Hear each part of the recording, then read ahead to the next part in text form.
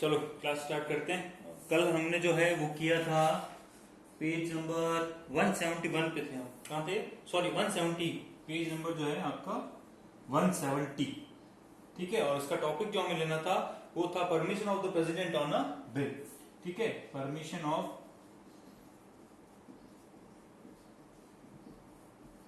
President. अब ये क्या बात कर रहा है कि सर बिल जो है वो लोकसभा से भी पास हो गया है और बिल जो है वो राज्यसभा से भी पास हो गया है, दोनों हाउसेस से पास हो गया है। ठीक है, पहली कंडीशन ढंग से देखना, चीजें आप जो है लिखते रहा करो साथ में ना। लोकसभा से भी पास हो गया है, राज्यसभा से भी पास हो गया है, पहली कंडीशन। तो डायरेक्ट कहां जाएगा? अब प्रेसिडेंट के पास। ठीक है, प्रेसिडेंट ने सिग्नेचर कर दिया, देखो फिर से सुनना, प्रेसिडेंट ने सिग्नेचर कर दिया तो बिल क्या बन जाएगा? लॉ या एक्ट, जिसको कानून बोलते हैं। ठीक है ना, लॉ या एक्ट। दूसरी कंडीशन, लोकसभा ने पास कर दिया, राज्यसभा ने पास कर दिया, पर जब प्रेसिडेंट के पास गया बिल, प्रेसिडेंट ने इसको पास नहीं किया, आई मीन सिग्नेचर नहीं किया, और उन्होंने उसको फिर से भेज दिया। कंडीशन सुनना, किसके पास? लोकसभा या राज्यसभा जो है दोनों में से किसी के पास जो है वापस भेज दिया। तो आप जो इसको फिर से चेक करो, आप जो है फिर से चेक करो। तो फिर से चेक जो करना होगा ना, तो इन दोनों को फिर से चेक करना होगा। चेक मीन्स कि जो है प्रेसिडेंट को कुछ चीजें इस लॉ की या जो बिल बनने वाला है उसकी जो है पसंद नहीं आई, या उनको लगा ये कॉन्स्टिट्यूशन के थोड़ा सा वायलेशन कर रहा है, या और कोई रीजन। ठीक है ना, प्रेसिडेंट ने इसको रिवर्ट कर दिया, रिवर्ट बैक में वापस दे दिया। तब ये क्या करेंगे, लोकसभा और राज्यसभा इसको फिर से चेक करेंगे, और इनको अगर लगा कि नहीं क्योंकि हमने पास किया था और ये कानून या लॉ है जो भी बिल है वो एकदम करेक्ट है, कोई इसमें चेंज की जरूरत नहीं है, और वो वापस क्या करेंगे, फिर से प्रेसिडेंट के पास सेंड करेंगे। एक बार भेजा, जब मना कर दिया, कोई प्रेसिडेंट ने कहा मुझे थोड़ा ठीक नहीं लग रहा है, इसको चेंज कर दो, इन्होंने कहा कोई चेंज नहीं होगा, है जो ये प्रेसिडेंट को अब क्या करना पड़ेगा? दूसरी बार जब फिर से भेजा तो सिग्नेचर करना ही पड़ेगा, सिग्नेचर करना ही पड़ेगा। दूसरी बार जब फिर से भेजा गया तब देखो दो कंडीशन थी, पहली और दूसरी। एक और कंडीशन होती है, ठीक है, एक और कंडीशन होती है। वो क्या कंडीशन होती है आपके? कि लोकसभा ने पास कर दिया, राज्यसभा ने पास कर दिया, प्रेसिडेंट ने जो है उसको अपने पास रख लिया, उसको जो है अपने पास रख लिया, और ना तो साइन किए और ना ही उसको जो है फिर से भेजा करेक्शन के लिए। जैसा सेकंड केस में बताया था ना कि इसको करेक्शन के लिए फिर से भेज दिया, ना तो भेजा, ना तो साइन किए, ना किए, अपने पास रख लिया। ठीक है, तो जब इस कंडीशन में क्या होगा, वो बिल जो है वॉइड मतलब कि बेकार हो जाएगा। वॉइड मतलब कि बेकार हो जाएगा। क्यों हो जाएगा? कि प्रेसिडेंट ने ना तो सिग्नेचर की है और ना ही वापिस भेजा है, दोनों में से कोई भी चीज नहीं की है, तो अब क्या है, उसका कुछ नहीं हो सकता है। ये हमारे कॉन्स्टिट्यूशन में लिखा हुआ है। तो बिल के साथ जो है इस तरह की चीजें होती है। ठीक है ना, अभी ये जो पढ़ेंगे उसमें और क्लियर होगी बातें, मैं आपको बता दे रहा हूं। ठीक है, चलो। The bill passed by both the houses is presented before the president for his assent. Assent मतलब कि जो परमिशन या अनुमति जिसको बोलते हैं। Because he is also the integral part of the parliament along with being the constitutional head of the legislature। ठीक है, वो पार्लियामेंट के हेड भी है और लेजिस्लेचर जो है, कानून मेकिंग जो है, उसके कॉन्स्टिट्यूशनल जो है हेड भी वही है। अकॉर्डिंग टू आर्टिकल 111, ठीक है, आर्टिकल नंबर 111 में क्या लिखा हुआ है? The assent of the president result in the enactment of the bill into a law. मैंने वही बताया कि प्रेसिडेंट जब सिग्नेचर कर देते हैं तो बिल जो है, जो कच्ची जो चीज है वो अब क्या बन गई? पक्की, मतलब कि वो कानून बन गया। ये चीज कहां लिखी हुई है? ये वाली चीज जो इस लाइन में बताई गई थी, ये वाली चीज लिखी है आर्टिकल 111 में। ठीक है ना, उसको आप अंडरलाइन कर लेना, नहीं तो साइड में भी लिख सकते हो। The president can return the bill to the parliament for further discussion, but if the parliament again sends the bill to the president with or without any amendment, the president is bound to give assent on the bill। वही वाली चीज बताई है कि president के पास जो है भेजी, प्रेसिडेंट को पसंद नहीं आई, उन्होंने फिर से बोला कि इस पे पुनर्विचार करो। ठीक है, लोकसभा और राज्यसभा में गया, उन्होंने कहा नहीं, जो हमने कहा है ठीक है, या उनको ठीक अगर कुछ लगा तो उन्होंने छोटा मोटा चेंज भी कर दिया। तो जब सेकंड बार अगर किसी बिल को फिर से प्रेसिडेंट के पास उसी बिल को, सेम बिल को फिर से भेजा गया है, चेंज हो या नहीं हो कोई मैटर नहीं करता है, तो प्रेसिडेंट को अब तो सिग्नेचर करने ही पड़ेंगे। ठीक है ना, ये बात कही थी मैंने, समझाने की कोशिश की थी। Thus, the complicated procedure of formation of law ends along with the signature of the president। ये इतनी जो आपने कल भी पढ़ी और आज भी पढ़ी, इतनी जो कॉम्प्लिकेशन है, ये कब खत्म होता है? जब प्रेसिडेंट जो है सिग्नेचर कर देते हैं। एक अभी कॉम्प्लिकेशन और आएगा, वो आएगा मनी बिल के अंदर, ठीक है ना, तो वो अभी हम देखते हैं। But this is the most important work of the parliament. By framing laws the parliament adheres to its duties. ठीक है, कानून बनाना जो है पार्लियामेंट का काम है, और ये काम करने से वो अपनी ड्यूटी के साथ जो है सही साबित करते हैं, उसके साथ चलते हैं। एडर्स वैसे होता है उसके साथ चलना या चिपकना टाइप जो है। The citizen of the nation and fulfils the social and economic needs of the country. ठीक है, सोशल और इकोनॉमिक जस्टिस इक्वलिटी देने के लिए कानून टाइम टू टाइम बनाना पड़ता है, और यही तो पार्लियामेंट की ड्यूटी है, यही तो जो मेंबर्स की ड्यूटी है। But the question arises whether the parliament has the right to frame the laws for all the citizens of the country। अब ऐसा एक क्वेश्चन आता है कि क्या उनके पास पूरा अधिकार है कि वो पूरी जो सिटीजन है उनके लिए लॉ बना सकते हैं? तो ये जो क्वेश्चन है वो कहीं ना कहीं अड़ जाता है। कहने का मतलब ये है, यहाँ पे एक अलग से एक बात इसमें और कही है कि जो मुस्लिम जो है उनका क्या है, थोड़ा शरीयत और वो मामला चलता है, उनका अलग ही कानून चलता है। ठीक है ना, तो वो क्या होता है जनरली जो ये मैरिज लॉज जो होते हैं या और कोई उनके धार्मिक जो लॉज वगैरह होते हैं, कुछ लॉज जो है वो इंडियन कानून जो है या इंडियन कॉन्स्टिट्यूशन के जो बनाए हुए हैं वो मानते नहीं है। ठीक है, हमारे यहाँ तो क्या होता है भाई, जो है भाई शादी की है तो डाइवोर्स वगैरह का जो भी एक रूटीन है पूरा कोर्ट में जाना, उनके वहां पे जो है वो ट्रिपल तलाक का जो इश्यू था वगैरह, वो इतने दिन था, बुक थोड़ी सी पुरानी, इतने दिन था, अब जो है ये मामला सेटल कर दिया गया है। और भी कुछ छोटे छोटे मामले हैं, तो उस कंडीशन में क्या मुस्लिम्स जो है अपने क्या कहते हैं कम्युनिटी, वो जो है कहीं कहीं इंडियन कानून को, जब धर्म से रिलेटेड कुछ होता है, फिर से सुनना, धर्म से रिलेटेड कुछ इश्यूज होते हैं उसमें वो मानने से मना कर देते, हम नहीं मानते। ठीक है ना, इसीलिए बोला गया है, आपको पता हो तो जब मैंने डायरेक्टिव प्रिंसिपल्स पढ़ाए थे तब आया था आर्टिकल नंबर 44, उसमें था यूनिफॉर्म सिविल कोड। मतलब कि कंट्री को ये ट्राई करना चाहिए, गवर्नमेंट को ये ट्राई करना चाहिए कि सारे सिटीजन्स के लिए समान कानून हो, अलग अलग नहीं हो के कुछ के लिए अलग और माइनॉरिटीज के लिए अलग, माइनॉरिटीज जो आपका कहना नहीं मान रही, इस तरह का चीज नहीं होना चाहिए।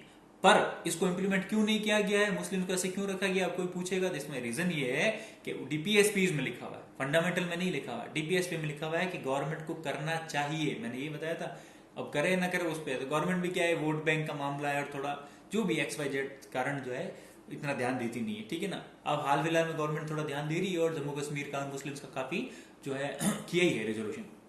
ठीक है, आगे चलते हैं। It is a matter of surprise that the right to frame laws for the Muslim people of the country is not with the parliament। ठीक है, मुस्लिम्स के लिए जो कानून बनाने का जो है कुछ मामलों में, सारों में नहीं, कुछ मामलों में जो है वो पार्लियामेंट के पास नहीं है। क्यों? क्योंकि वो अपना खुद का ही जो शरीयत वगैरह जो है उसको मानते हैं। This community has special right to have their own personal law board. उनका जो खुद का पर्सनल लॉ बोर्ड है, मुस्लिम लॉ बोर्ड बोलते हैं, who will decide the rules to lead their social life. उनकी सोशल लाइफ, देखो बात आ गई, उनकी सोशल लाइफ से रिलेटेड जो है, खुद की कल्चर से रिलेटेड, उनके लिए उनका खुद का अलग से बोर्ड है, वो अपने कानून पे चलते हैं, बाकियों पे वो इंडिया का कानून मान लेते हैं। Although it is the violation of the right to equality before the constitutional laws. ठीक है, और ये दिखती बात है कि वायलेशन ही हो रहा है। क्यों? क्योंकि आपको पता है इंडिया सब में इक्वल है, तो इक्वलिटी का मतलब ये एक सारे नागरिक अलग सब बराबर होने चाहिए। तो ये मुस्लिम्स जो अपना सोशल इश्यूज थोड़ा अलग क्यों कर रहे हैं, ये चीज नहीं होनी चाहिए।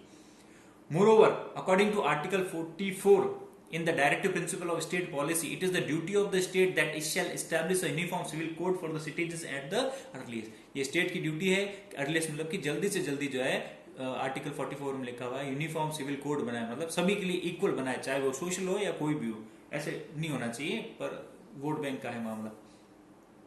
The Supreme Court of India has also given its decision repeatedly to establish a uniform civil code, but this has still not been done। ये अभी तक नहीं हुआ है, इसके बहुत से पॉलिटिकल रीजन है, वोट नहीं मिलेगा या गवर्नमेंट थोड़ा सा डर जाती है, या कभी मेजोरिटी गवर्नमेंट आई नहीं, ये आई है तो इसने ट्रिपल तलाक वगैरह बंद किए ही हैं सोशल वाले, तो कुछ तो फर्क हुआ है, और आगे देखो कुछ अच्छा हो तो अच्छी बात है, कर देना चाहिए। ठीक है, तो ये बात थी आपके परमिशन ऑफ द प्रेसिडेंट, बीच में आपके मुस्लिम्स वाला आ गया, और फिर आपके आर्टिकल 44 भी आ गया। ठीक है ना, तो तीन चीजें इसके अंदर आ गई। ठीक, उसके बाद हम आगे बढ़ते हैं। इस पैराग्राफ में, इस तरह के जो पैराग्राफ है इस पूरी बुक में मैंने ये देखा है कि एक ही पैराग्राफ के अंदर जो है हेडिंग तो कुछ लिखी हुई होती है, वो तो जो है 5-10 लाइन में खत्म हो जाए, उसके अंडर जो है वो और अपनी नई बिना हेडिंग के जो है नई चीजें डालता रहता है। ठीक है, थोड़ा थोड़ा लिंकिंग होता है, थोड़ा अब इसमें देख लो यूनिफॉर्म सिविल कोड का कोई लिंक ही नहीं था, फिर भी जो है इन्होंने डाल दिया। अच्छी बात, कोई बात नहीं। अपने क्या करना है कि जैसे ही ये इस तरह का टॉपिक आए तो टॉपिक के साइड में जो ब्लैंक स्पेस होता है ऊपर, ये जो साइड में जो है नीचे या ऊपर, आप इसमें क्या कर लिया करो कि इस पूरे पैराग्राफ के अंदर जो है 3 टॉपिक आए, ठीक है, पहला तो लिख दो ये परमिशन वाला है, दूसरा लिख दो मुस्लिम वाला, और तीसरा लिख दो यूनिफॉर्म सिविल कोड। होगा क्या इससे?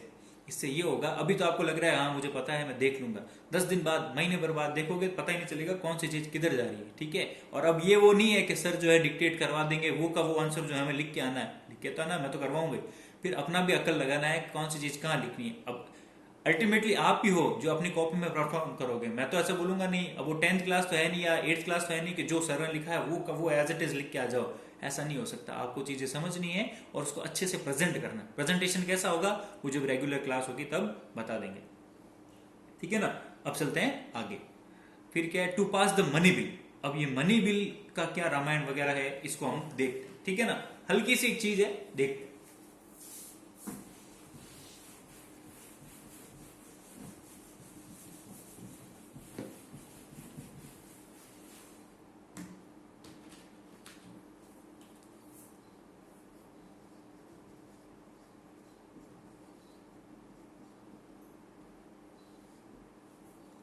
ठीक है, मनी बिल एक्चुअली क्या है कि जो अपना आर्टिकल 109 और 1110 में जो है इसके बारे में बात की हुई।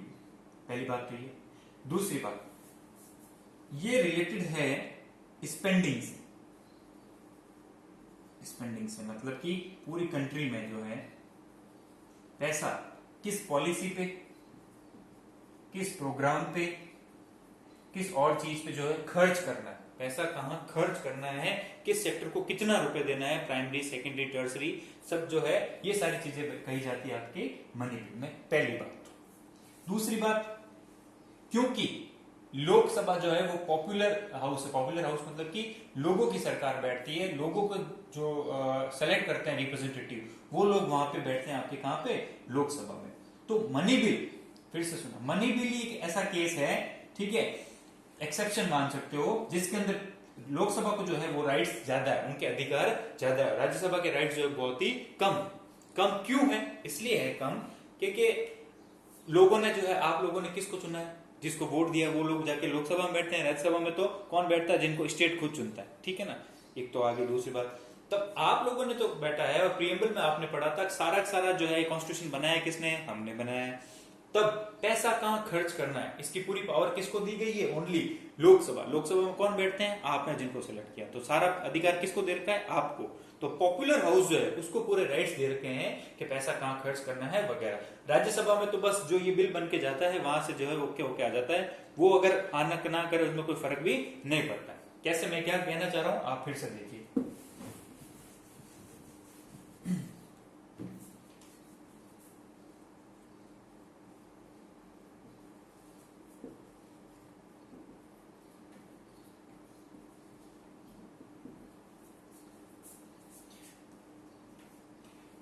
कोई खर्च करना था, मान लो वो था 2 लाख करोड़ का, ठीक है, 2 लाख करोड़ का था, ये पैसा कहां खर्च करना है वगैरह, इसका पूरा क्या था, एक बिल बना हुआ था, बिल बना हुआ था।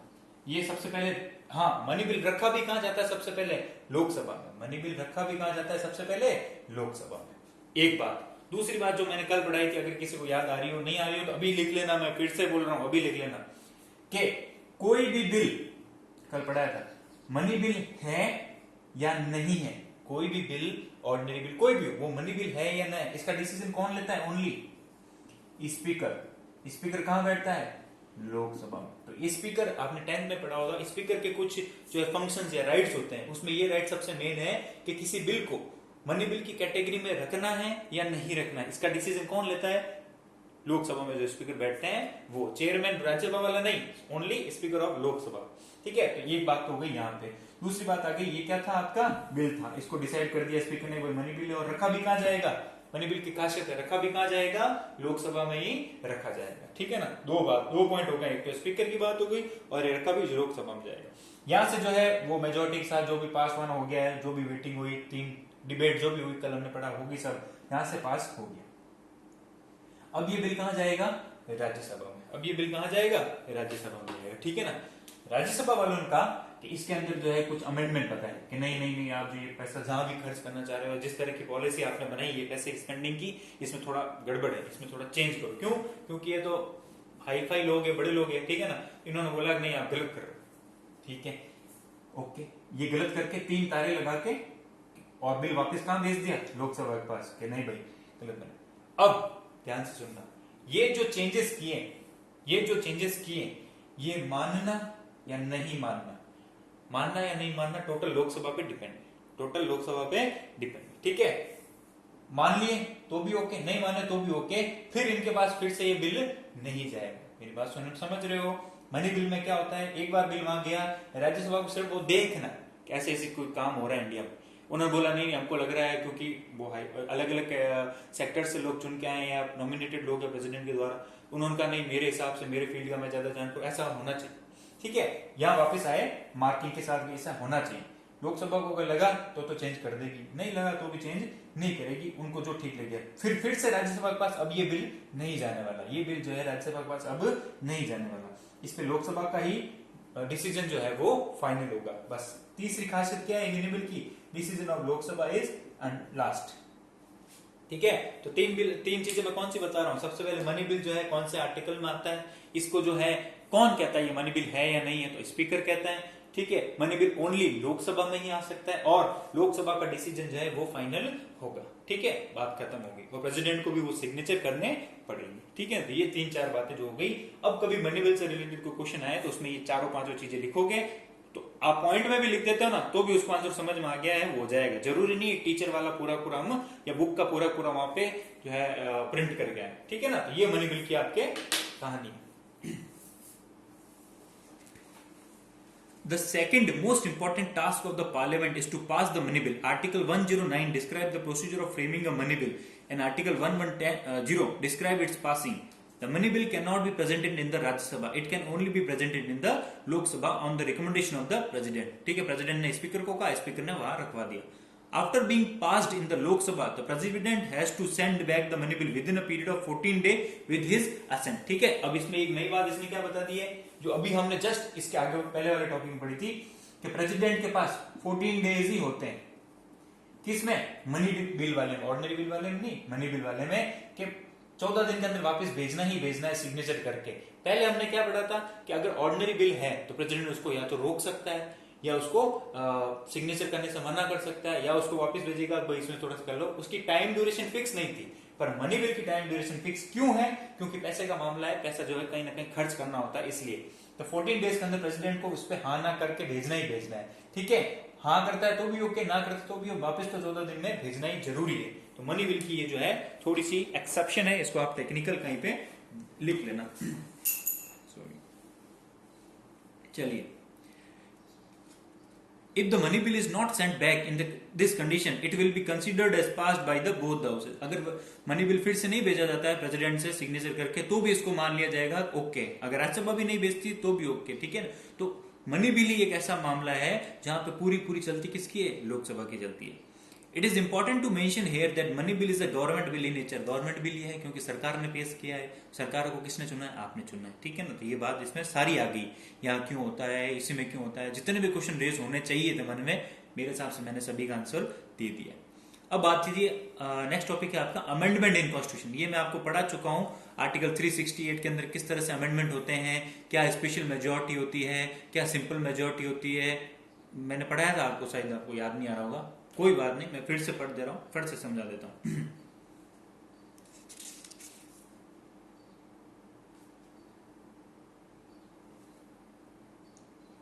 हाँ, a constitution is an organ which fulfills the social, economic and political needs of the country. ठीक है, कॉन्स्टिट्यूशन क्या है, एक अंग है किसका, पूरे इंस्टीट्यूशन का, जो क्या काम करता है, सोशल, इकोनॉमिक और पॉलिटिकल नीड्स जो है कंट्री की वो फुलफिल करता है। ये पूरी लाइन अच्छी है, कॉन्स्टिट्यूशन के बारे में आप कहीं पे भी लिख सकते हो।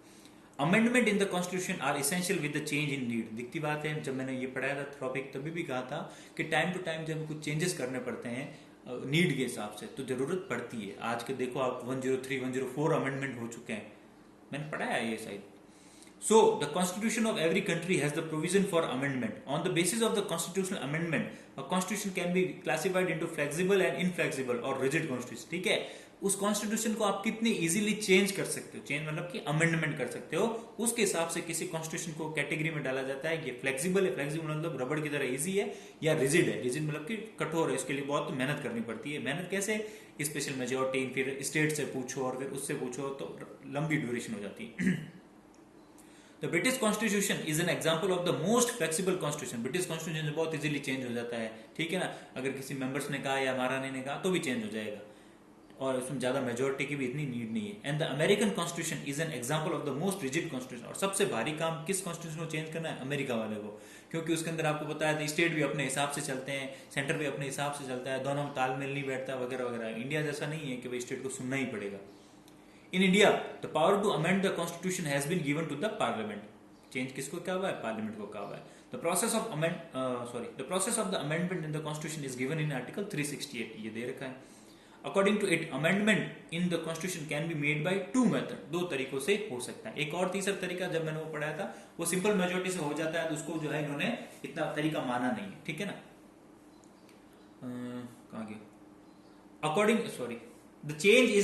The change in most of the constitutional sections are made by a majority of the total membership of the house present and at least 2/3 majority of the members who are voting, ठीक है। ये कह रहा है कि पहला जो तरीका होता है,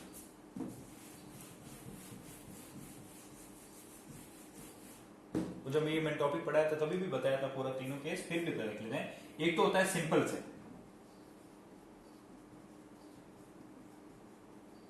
एक होती है सिंपल मेजोरिटी। सिंपल मेजोरिटी में क्या होता है कि 50% लोगों ने अगर वोट दे दिया है, 50% वोट ने दे दिया है तो अमेंडमेंट हो जाएगा, ठीक है। पर इसमें एक टेक्निकल चीज है, सिंपल मेजोरिटी से अगर कॉन्स्टिट्यूशन में कोई चेंज होता है ना तो उसको कॉन्स्टिट्यूशन अमेंडमेंट नहीं माना जाता, उसको सिंपल अमेंडमेंट माना जाता है, ठीक है ना। कि भाई कोई लॉ में चेंज करना हो, पहले बने हुए कानून में चेंज करना हो, तो उसके लिए ये काम आता है। कानून में चेंज करने के लिए अभी को जो कानून है मान लो बन गया, उसमें 2 साल बाद कुछ चेंज करना हो, जैसे ड्राइविंग का हो या किसी और का हो, तो वो माना जाएगा सिंपल मेजोरिटी से चेंज किसमें होगा? लॉ में चेंज होगा, जो बन गया उसमें। कॉन्स्टिट्यूशन में कोई चेंज नहीं हो रहा है। एक होता है आपके जो होता है आपके मेजोरिटी वाला, जो है एब्सोल्यूट मेजोरिटी वाला। इसमें क्या होता है कि पहला जो भी हाउस है उसके 2/3 जो है आपके प्रेजेंट होने चाहिए, 2/3 मेंबर तो प्रेजेंट होने चाहिए, ठीक है। उसके बाद जो उनकी मेजोरिटी ली जाती है। इसमें ऐसा नहीं है कि कितने सारे प्रेजेंट हो या नहीं हो, इसमें कुछ नहीं है, ठीक है ना। 2/3 एटलीस्ट, अगर 545 लोग हैं तो इसके 2/3 तो पहली बात आने चाहिए, ठीक है। उनमें से जो है फिर मेजोरिटी आनी चाहिए कि 50% के इन लोगों ने वोट दिए, ठीक है ना। और तीसरा क्या है? तीसरा है अगर ऐसा कोई मामला है कॉन्स्टिट्यूशन का जिसमें कोई स्टेट भी इफेक्टिव हो रहा है, तो क्या जाता है, ऊपर वाली कंडीशन तो है ही है, प्लस जो हाफ स्टेट है आपके 28/2 + 1 अराउंड जो है 15 स्टेट इसको रेक्टिफाई, 15 स्टेट की असेंबलीज जो है वो सिंपल मेजोरिटी के साथ जो है इसको रेक्टिफाई करेगी कि भाई हाँ हम इसके साथ, तब ये कानून माना जाएगा। 3 तरीके होते हैं, ठीक है। या मैंने बहुत शॉर्ट में बताया, आपको समझ में नहीं आ रहा हो तो आप जो है फिर से चैप्टर देख लेना किसमें ये दिया हुआ है, सेकंड में है शायद, फर्स्ट या सेकंड में, उसमें जाके फिर से वो वीडियो देख लेना। वीडियो सारी अवेलेबल है, आप देख सकते हो, ठीक है ना। फिर भी अगर किसी को समझ में नहीं आया तो बोल देना, समझा देंगे। चलो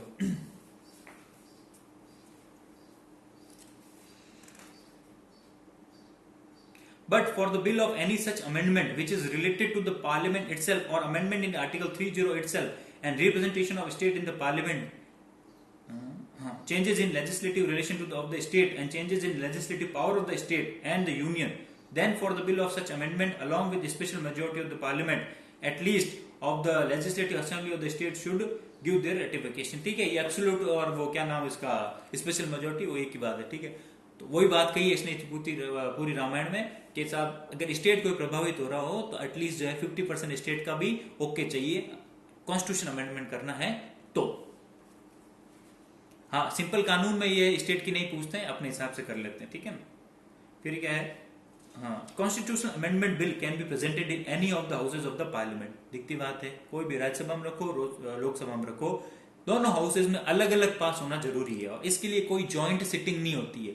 जॉइंट सिटिंग किसके लिए होती है? सिंपल कानून के लिए होती है। मनी बिल के लिए भी जॉइंट सिटिंग नहीं होती है, कॉन्स्टिट्यूशन अमेंडमेंट के लिए भी जॉइंट सिटिंग नहीं होती है। जॉइंट सिटिंग क्या होती है, किसको समझ में नहीं आ रहा था, कल पढ़ाया था मैंने, वो पार्ट 6 वाला जो वीडियो है। After being passed separately by both the houses, the constitutional amendment bill is considered passed by the president. The president cannot deny to give his consent on this bill. दोनों house से अगर constitutional amendment bill pass हो गया है अलग अलग, तो वह प्रेसिडेंट को सिग्नेचर करने ही पड़ेंगे, वो ना नहीं कर सकते। फिर क्या है, हाँ, दस the bill are of 3 type, तो बिल जो कुल मिला के 3 तरह के हो गए, एक तो हो गया ऑर्डिनरी बिल, एक हो गया मनी बिल, एक हो गया कॉन्स्टिट्यूशनल अमेंडमेंट बिल, ठीक है, तो 3 बिल हो गए। Whereas Lok Sabha has a supreme power over Rajya Sabha in the matters of ordinary bill and the money bill, ठीक है, लोकसभा को अभी आपने देखा ऑर्डिनरी बिल हो या मनी बिल हो उसके पास ज्यादा पावर है, पर राज्यसभा को भी स्पेशल पावर कब आ जाता है, जब कॉन्स्टिट्यूशन को अमेंडमेंट करना हो। क्यों? क्योंकि उसमें ये लिखा हुआ है कि आपको जो है स्पेशल मेजोरिटी से पास करवाना होगा, ठीक है, तो वहां पे राज्यसभा भी बराबरी पे आ जाता है, भाई हमसे पूछो, हम कहेंगे तो ओके, नहीं तो वहां बैठे रहो, दोनों हाउस से अलग पास होना जरूरी है, ठीक है। हाँ, at the same time both the houses have same power with regard to the constitutional amendment bill, because if one house passes the bill and the other one denies to pass it, the constitutional amendment bill is considered as void। वही बात है, दोनों पास करना जरूरी है constitutional amendment bill, एक करता है एक नहीं करता है तो उसको गलत या null and void मतलब जीरो माना जाएगा, कैंसिल माना जाएगा। फिर आता है control over the executive, parliament का काम क्या है, यही फंक्शन ही तो पढ़ रहे हैं, पार्लियामेंट का काम है एग्जीक्यूटिव को कंट्रोल करना, मिनिस्टर्स को कंट्रोल करना, और सरकार के फेवर में असली फेवर में जो भी चल रहा है माहौल उसको आगे बताना। इसके अंदर 2 चीज आएगी, एक तो आएगा मोशन ऑफ कॉन्फिडेंस और मोशन ऑफ नो कॉन्फिडेंस, वो भी मैं बता रहा हूँ। In democratic arrangement, the government is accountable to the people and the people have control of the government by their voting right। दिखती बात है, सरकार आपके लिए है और आप सरकार के लिए हो, पूरा राइट आपका कंट्रोल है, किसी भी सरकार को आप चाहे तो गिरा सकते हो। But to control the executive in its day-to-day functioning is the function of the representative assembly of the people, that is the parliament। पर सरकार को जो है रोजमर्रा में अगर बांध के चलना हो या कस के चलना हो तो फिर आप रोज रोज तो पब्लिक वहां आ नहीं सकती, तो वहां कौन आता है, आपने जिनको चुना है, और जो अपोजिशन में बैठे हैं वो हमेशा सरकार के साथ जो है कहते रहते हैं आपने ये गलत कर दिया, आपने वो गलत किया। इससे क्या होता है, सरकार को पता रहता है जनता की आवाज क्या है, ठीक है ना, आप जनता की आवाज दबा नहीं सकते हो।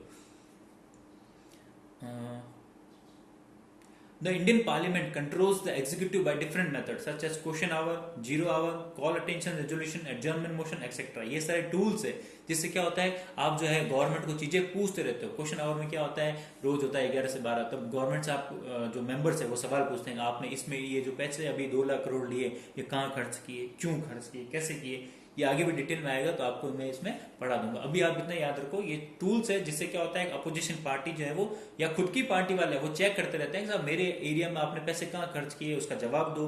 मिनिस्टर से पूछते हैं, प्राइम मिनिस्टर से पूछते हैं, ठीक है ना, तो रेस्पेक्टिव जो भी है।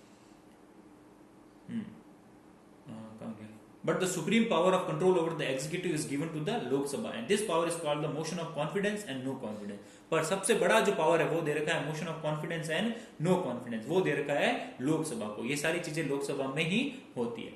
The Prime Minister presents the motion of confidence in the House and requests the member to vote in its favor। The motion of no confidence is brought by the opposition party to remove the Council of Ministers। When the motion of confidence is not passed and motion of no confidence is passed, in both these situations the Council of Ministers has to resign। ये क्या है मैं अभी बता रहा हूँ, ठीक है ना।